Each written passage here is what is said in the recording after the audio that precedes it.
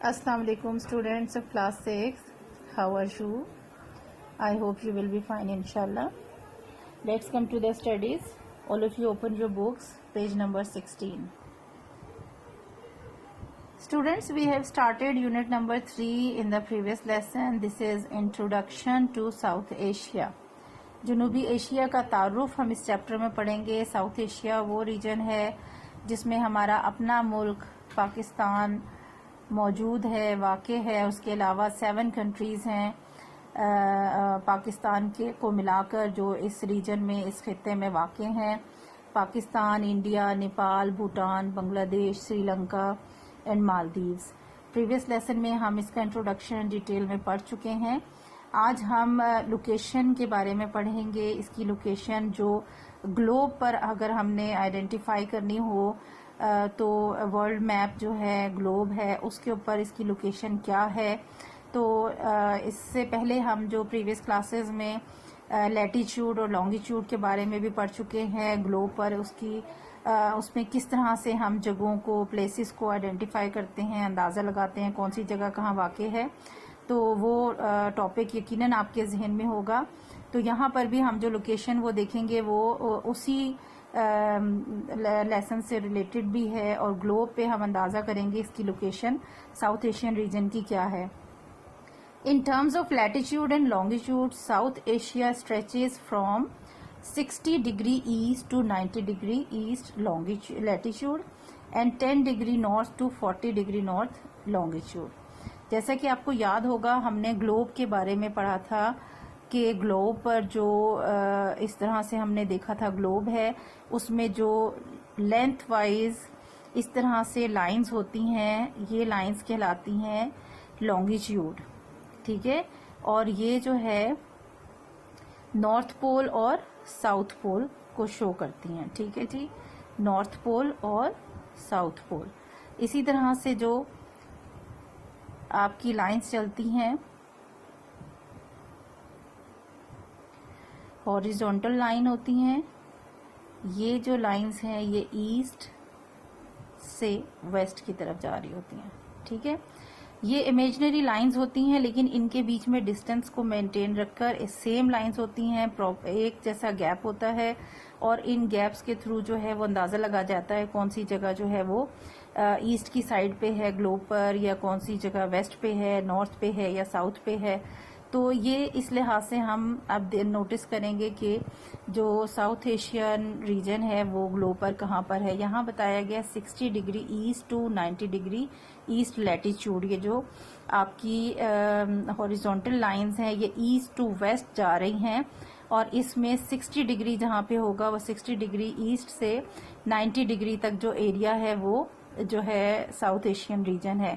और इसी तरह से आप जब वर्टिकल लाइंस में देखेंगे, लॉन्गिट्यूड में देखेंगे, तो ये 10 डिग्री नॉर्थ से 40 डिग्री नॉर्थ लॉन्गिट्यूड पे जा रहा है. यानी जहाँ 10 डिग्री यहाँ पर आप नॉर्थ पोल की तरफ देखिए, वहां से 10 डिग्री पे अगर है तो 10 डिग्री नॉर्थ से 40 डिग्री तक जो डिस्टेंस है वो जो है साउथ एशियन रीजन का है. इस तरह से एक एरिया आपको ग्लोब पर नजर आ जाएगा जो साउथ एशियन रीजन होगा. जब आपके सामने ग्लोब होगा तो आप ये डिग्रीज जो हैं, इन जो फिगर्स को जहन में रखकर अगर अंदाजा करके देखेंगे तो आपको वो लोकेशन नजर आ जाएगी ग्लोब के ऊपर साउथ एशियन रीजन की.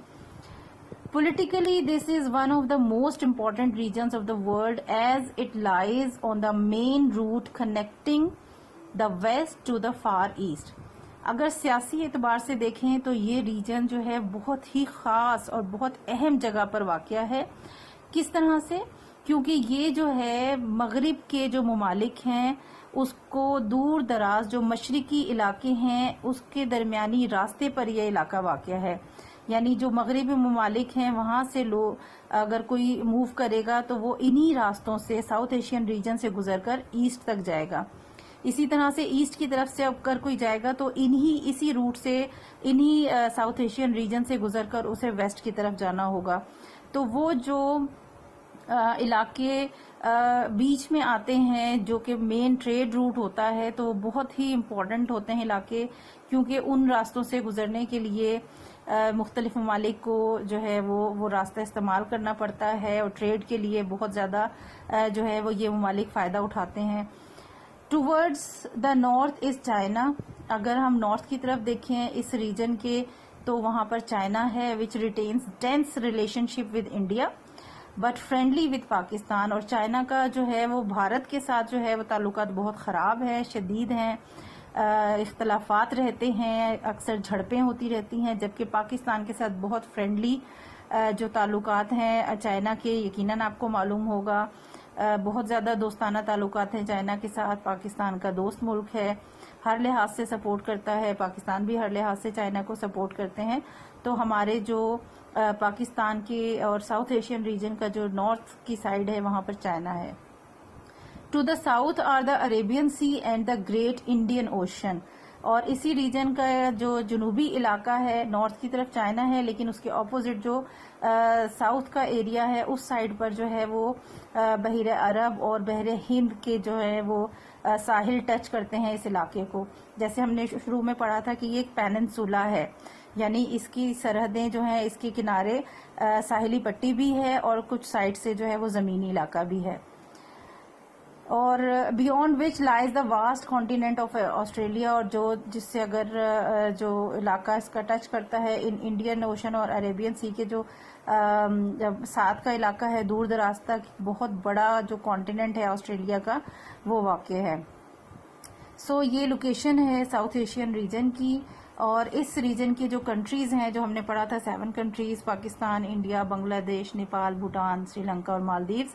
इन कंट्रीज के बारे में 1 बाय 1 डिटेल हमें अब इस लेसन में मिलेगी, वो हम इंशाल्लाह नेक्स्ट लेसन में स्टार्ट करेंगे।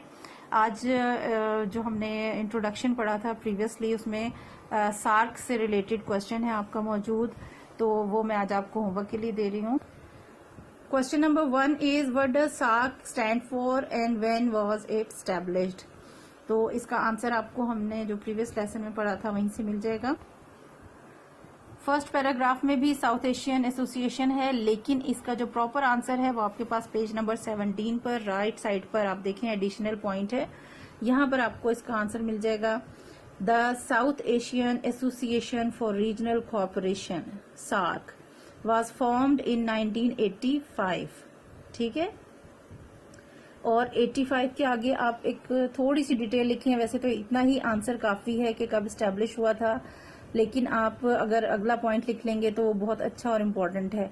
यहां से आप मजीद ऐड करेंगे to develop cooperation, mutual trust and understanding between the 7 countries of South Asia, Pakistan, India, Bangladesh, Nepal, Bhutan, Sri Lanka and Maldives. यहां तक इसका आंसर लिखेंगे। छोटा सा पॉइंट एडिशनल है जो कि बताता है कि ये ऑर्गेनाइजेशन जो है वो क्यों बनी थी, तो उसकी वजह क्या थी। टू डेवलप कोऑपरेशन, ताउन बढ़ाने के लिए, किस लिए, म्यूचुअल ट्रस्ट के लिए, आपस में यकीन और भरोसा रखने के लिए, और अंडरस्टैंडिंग के लिए कि एक दूसरे को समझें ये ममालिक, क्योंकि एक ही खिते में है तो आपस में उनके दरमियान ताउन होना चाहिए, अंडरस्टैंडिंग होनी चाहिए, एक दूसरे पर भरोसा करें ये ममालिक, तो ये खिता जो है तरक्की करेगा।